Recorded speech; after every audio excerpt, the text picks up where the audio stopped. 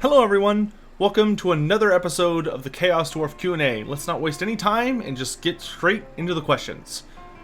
Do Chaos Dwarfs manufacture or grow their own greenskin slaves, or simply capture them? They do seem to have the ability to grow their own greenskins, and likely utilize this resource, but the vast majority come from being captured.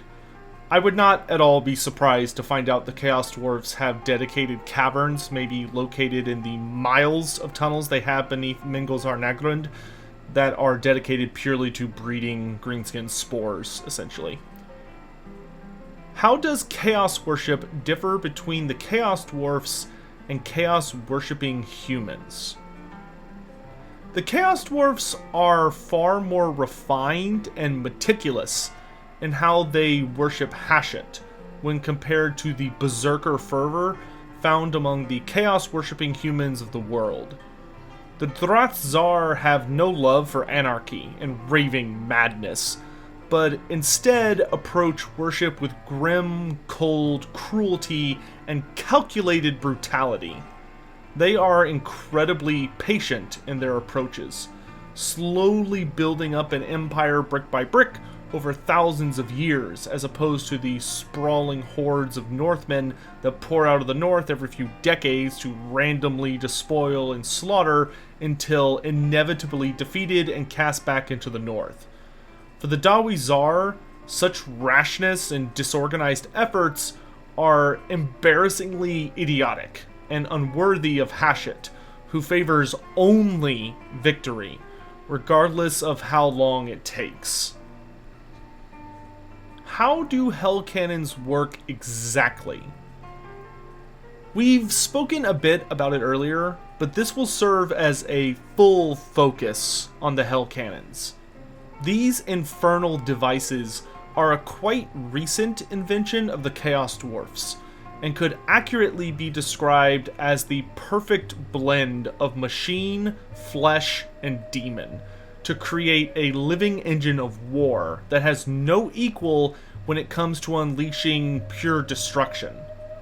These monstrosities, unlike most war machines, are actually just as deadly in close combat as they are at range, as they're so infused with demonic essence that the raging entities can animate the construct into terrible violence. Chains will lash out to shatter bones and decapitate the unwary. Immense spiked wheels will surge forward to grind foes into bloody paste, and those immense jaws that form the barrel can swing around and down to snap shut around screaming enemies and devour them into hellish flames. In fact, this machine is so bloodthirsty and aggressive that it constantly strains against its crew, who are honestly more like handlers to charge forward and hurl itself into combat. The chains that are wrapped around the Hellcannon and staked into the ground aren't there due to recoil or some mundane concern, but just to keep the damned thing from lurching forward at alarming speed towards the closest living thing it can see. When it comes to what the Hellcannon is supposed to do, the war machine utilizes the immensely powerful demons contained within to strip down corpses of the recently dead until only the souls of the victims remain, transmuting them through chaotic energies until they become a volatile ball of death that is fired from the Hellcannon's mouth in a spasm of pure malice. This fiery munition will screech across the battlefield, the agonized shrieks of the souls used giving it that distinct noise as it hones in on a target, and the raw transformative fireball of chaos energy obliterates anything in the impact zone. Very few structures can survive a direct impact, and any unfortunates caught in the blast will be incinerated or simply killed by the shockwave. These are undoubtedly one of the most devastating weapons created by the Chaos Dwarfs, but their unsatiable desire for warm flesh makes them a tad unpredictable, and quite dangerous when used on the battlefield even to allies. Hence why they're often lent out to the Warriors of Chaos so the weapons can be properly tested and further refined without putting valuable lives at risk. And this is actually the last question of the technology section. How long does it take the Chaos Dwarfs to construct their fortresses? So from what records there are regarding this, the Chaos Dwarfs seem genuinely capable of crafting their mighty towers and ziggurats in a alarmingly short period of time. Mingulzar Nagrund was not built in a traditional sense, for instance, but instead literally raised from the earth through powerful sorceries utilized by the greatest of the sorcerer prophets thousands of years ago. Their magic, guided by the will and lore of Hashut, was able to churn the earth in such a way that the dark iron and black obsidian that would form the city collected together and rose from the earth, crafted as they desired as this giant tiered ziggurat city. The Tower of Gorgoth and the Black Fortress are also heavily insinuated to have been created by such means.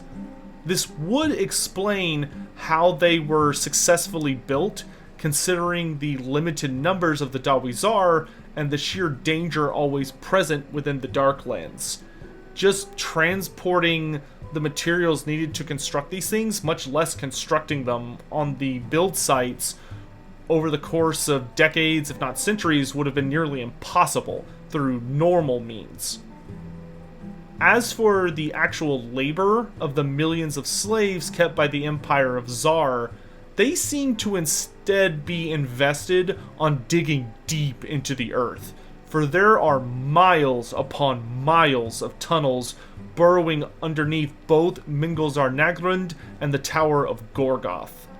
The Black Fortress is not a mining colony or a city, but a military outpost, so it focuses purely on constant preparation for war as opposed to the resource gathering found in the other two major centers of Dawi-Zharr civilization, though it also does have a notable underground network, just not nearly to the extent of the other two. And that's going to do it for the technology section. So now, the next subcategory we'll be heading into is the Kadai. Just what are the Kadai? And how are they constructed? How are they used on the battlefield? Are there any intelligent ones? Let's get into it. The Kadai are hands down the most fascinating and awe-inspiring creation of the Chaos Dwarfs, in my personal opinion. They are the ultimate achievement of the Sorcerer Prophets, in that they discovered how to create life. The Kadai are not simply demons bound into metal bodies, but something far more clever, unique, and dangerous. The Hellsmiths designed a process by which they cleaved the raw essence of demon stuff from the ether, that primordial and raw substance that makes up the very anima of demonkind and the gods themselves. But only tiny portions of it. Carefully selected tendrils that have yet to coalesce into forming any sort of identity. This is then fused with the raging fire that bursts drawn forth from the magma of the deep earth, summoned at Hashut's bidding. This elemental creation is then birthed in the boiling blood of sacrifices slain for Hashut, finally given physical form as this newborn entity is coaxed into an armored framework of articulated iron and rune-stamped bronze that contains them. The Kadai are truly magnificent terrors, utterly loyal and capable of horrific devastation upon the battlefield. In the Chaos Dwarfs' attempt to create unstoppable embodiments of their desire to dominate and burn all who oppose them to cinders, they frankly succeeded too well, as the Kadai burn with such infernal intensity that they will consume themselves over time, and destroy the very bindings that give them life and form. As such, they have to be kept cool and inert until arriving on the battlefield, where they will be awakened to wreak utter havoc on their foes. The really terrifying thing about the Kadai is that their form and construction is limited only by the imagination and power of the hellsmith that crafts them, allowing the constructs to have all sorts of terrifying additions or upgrades.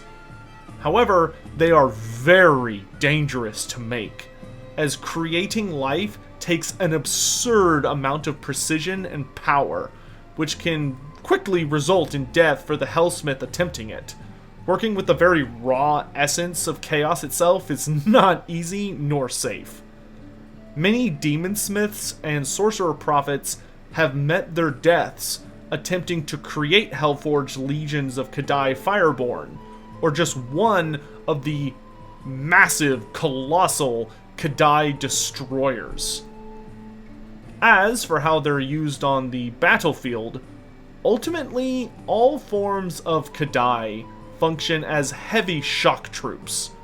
The Kadai Fireborn function like monstrous infantry, and they're quite deadly in close combat, surprisingly dexterous when slicing with molten claws or hurling raging infernos into the enemy, and easily able to match the strength of trolls and minotaurs.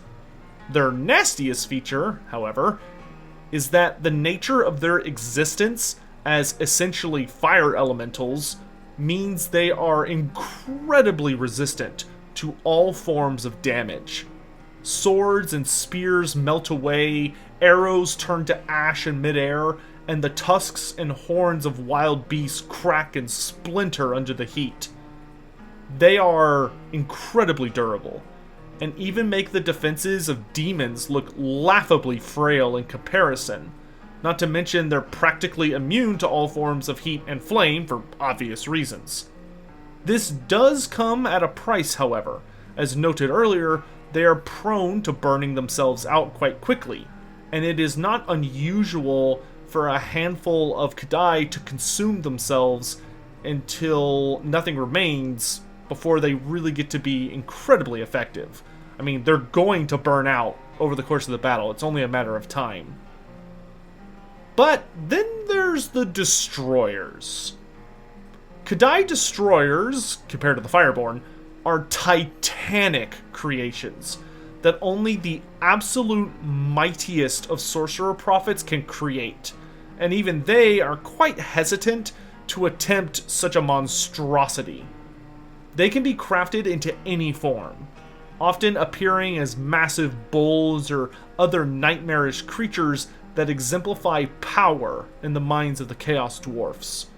They can have razored horns capable of shattering castle walls, covered in gore blades that constantly rip and tear at those who stray too close, granted brazen wings that allow this horror to fly, and even breathe gouts of flame thanks to being blessed by the blood of a Bale Taurus.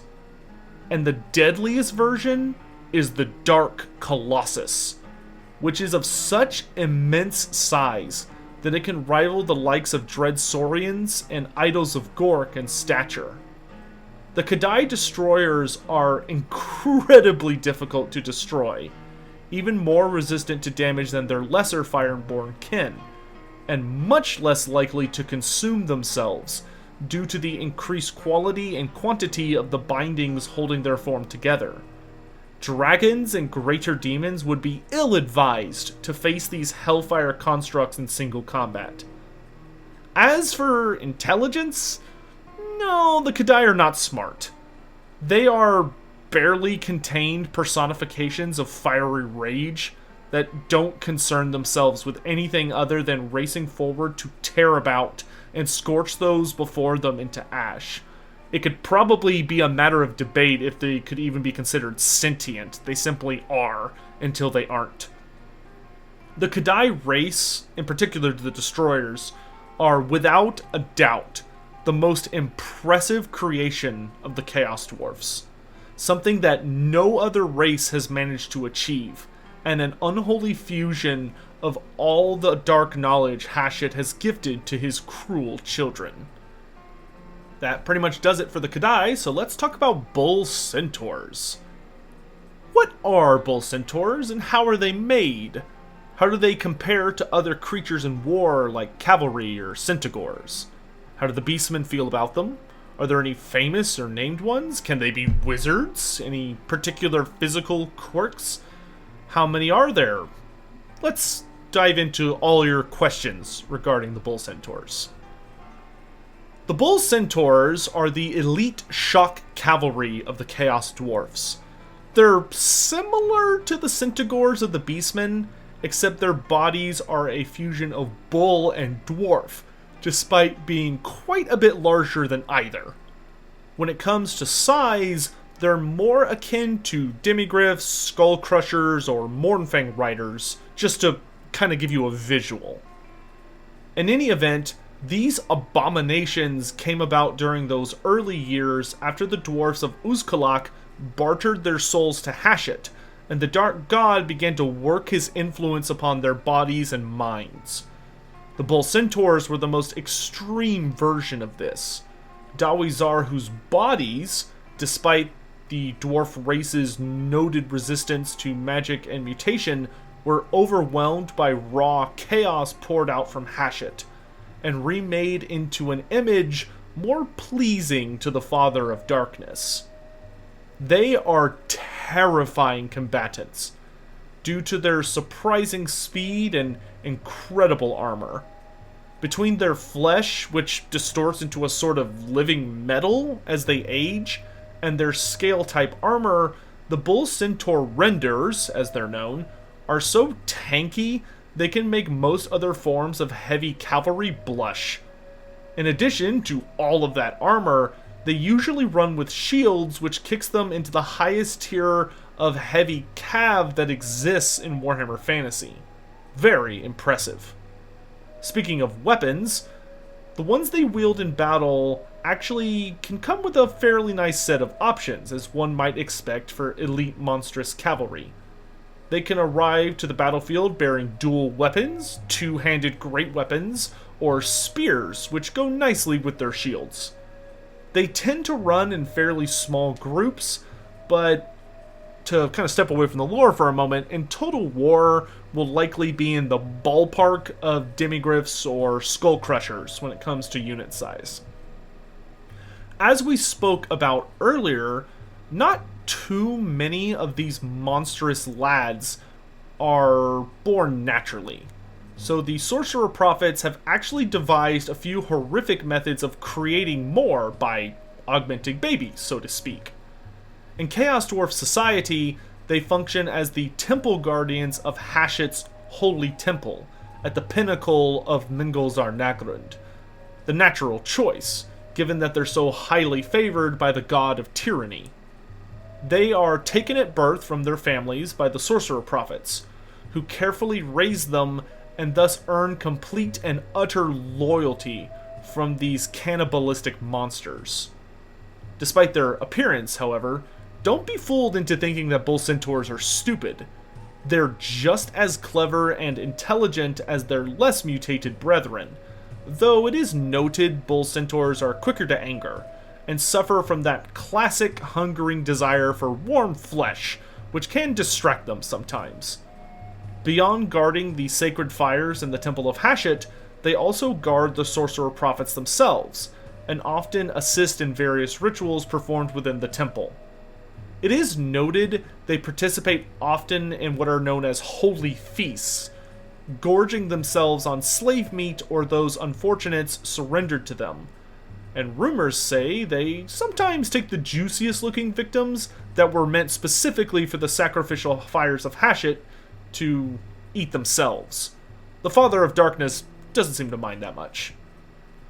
In regards to comparison with other forms of cavalry, I honestly think anything short of Ogre Mournfang riders and Cornate Skull Crushers would have an extremely hard time going toe-to-toe with Bull Centaur renders. they are extremely high up on the ladder when it comes to defense, and can dish out the hurt, especially when wielding great weapons. Their most accurate rival as far as design and output is probably that of the Dragon Ogres, to be honest, but I would actually say that they are a tier above Dragon Ogres just due to all the armor and metal and craziness they have going for them. Can they be wizards? No. As for physical quirks, there is one interesting note. As I said earlier, the Bull Centaurs essentially have impressive scaly skin, so to speak, as part of their mutation, results in their flesh hardening and distorting into a weird sort of living metal. This is a more accurate descriptor than you may initially think, as when a Bull Centaur is wounded, they're physically incapable of healing naturally.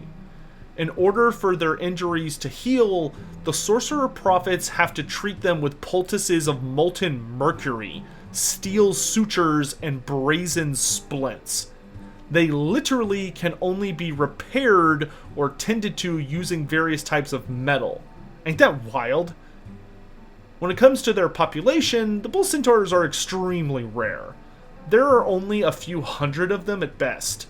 Definitely less than 1,000, but luckily they're so damn tough and only deployed out to war occasionally, thus allowing their population to not often be much at risk. As for how the Beastmen feel about them, the Beastmen hate them. They're not true Beastmen in the eyes of the Children of Chaos. Bull Centaurs are far too clever, and interested in the domination of Hashut, ultimately pursuing the raising up of the Chaos Dwarf Empire, which stands completely opposed to the Beastmen, who only desire to tear down all forms of civilization, until all that remains are the wilds. They may bear physical resemblances, but from a goal perspective, there could not be two more different ideologies than that of the Chaos Dwarfs, even among the Bull Centaurs, and the Beastmen. Lastly, are there any famous ones? Well, yes, but actually no. When Warhammer Fantasy was ending, it turned out that forgeworld didn't seem to have been let on that particular fact until it was quite late in the process. As such, they were still developing lore and models for Warhammer Fantasy to continue expanding on their various projects, such as the Throne of Chaos series, the Monstrous Arcanum, etc. One of these projects was an actual Bull Centaur Taruk, a special character by the name of Shartor the Executioner. Unfortunately, he came out so late that they decided to just sort of kick the puck down the road and put him into Age of Sigmar so they could just release the model, because Warhammer Fantasy was dead by that point. But the Chaos Dwarfs have not received any Age of Sigmar support yet, and Shartor's model is no longer for sale. So he never really had an army to be a part of that was a actual battle tome. So personally, I consider him a fantasy model that just got to the party and found out it was already over. It's a beautiful and impressive model with a very cool design. So I personally would be more than happy to see Shartor the Executioner arrive for the Chaos Dwarfs as one of their legendary lords when the time comes. A question we have here: can Bull Centaurs lead armies? As we spoke about earlier, there are commanders among the Bull Centaurs known as Talruks, but they are distinctly noted as being unable to lead armies. This seems due mainly to the fact that the Hellsmiths of the Chaos Dwarfs only call upon the Bull Centaurs into battle when they are needed to serve their sorceress masters in some particular fashion, as they spend most of their time serving in the Temple of Hashut at the peak of Mingozar-Nagrund as its guardians. Thus, they're never sent out alone. It also probably doesn't help that they're prone to distraction when their cannibalistic hunger starts to build up, which doesn't make them the best material for being generals. So to kind of focus on the question at hand, you would definitely see Taruks running around, as they are hero equivalents, so they're not unit champions, they're legit heroes. But the only time you ever see Bull Centaurs on the battlefield is when there is also a Sorcerer Prophet on the battlefield. but you would never see a general Bull Centaur unless something crazy was happening, like maybe the Temple of Hashut was under attack itself and they were the only people left alive or something. Alright, that does it for the Bull Centaur questions. So now let's head to what I call the meta/design questions subcategory, which this is essentially questions kind of like about their design and how they might be implemented in Total War Warhammer and stuff like that. The first question we have for this is, Yo Sotek, do you own the 5th edition Codex, and is it relevant to the modern lore/design? I do. I have a digital copy, as the physical copies are very rare and very expensive. And yes, it actually is extremely relevant to the modern lore. Granted, the 5th edition book doesn't really have that much lore. Funny enough, many of the paragraphs about the Chaos Dwarfs lore was just directly copy-pasted from 5th edition into Tarmacon, where it was then expanded upon and updated. Most of the lore revolving around units was significantly changed, and they did get rid of all of the slave Greenskin and Black Orc units because the Chaos Dwarfs were kind of expanded into being more of their own standalone thing, so they didn't need as heavy of a slave roster, and their lore was altered to basically explain that the Chaos Dwarfs would never fight alongside the slaves. The only slaves, quote-unquote, that they would allow to be part of their battle line were the hobgoblins, and that was it. And I think this was done to basically try and give them a little more distance from being a little too similar to the Skaven, and also because they kind of focused more on the Black Orcs being completely and utterly expunged from the Chaos Dwarf Empire after the Rebellion, because they didn't want to risk having any more of them. So you can't have Black Orc units if you're functioning under that lore. And then the slave Greenskins did not really add anything to the roster that the hobgoblins themselves weren't fitting in. But when it comes to just like the general history and the base lore of the Chaos Dwarfs, very little from 5th edition was changed. The other thing is that it's likely all of the characters from the 5th edition book still exist, but none of them unfortunately made it to the Tarmacon series, as Tarmacon focused purely on Draswath the Ashen. Here's a popular question. Why do the Chaos Dwarfs have such big hats? Do they have like an importance revolving around hats? So this, I almost want to call it a meme, but this aspect of the Chaos Dwarfs comes from the very exaggerated designs of 5th edition, and represented the Chaos Dwarfs' attempt and the artist's attempt of the Chaos Dwarfs to make themselves look as intimidating as possible. Obviously, I mean, having a very large hat does give you a fair amount of height to increase your stature, but it mainly just serves as adornment to allow for more spooky imagery and such.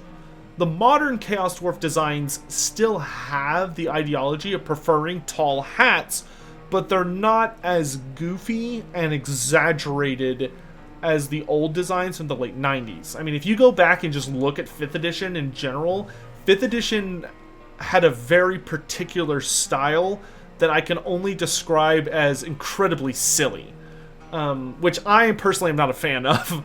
I prefer the more serious designs of the later editions, but I know that's not for everyone. There are some people that love the goofy designs of 5th edition, but I mean, if you look at the Undead or the Lizardmen or many races in the game, their 5th edition designs were just jokes.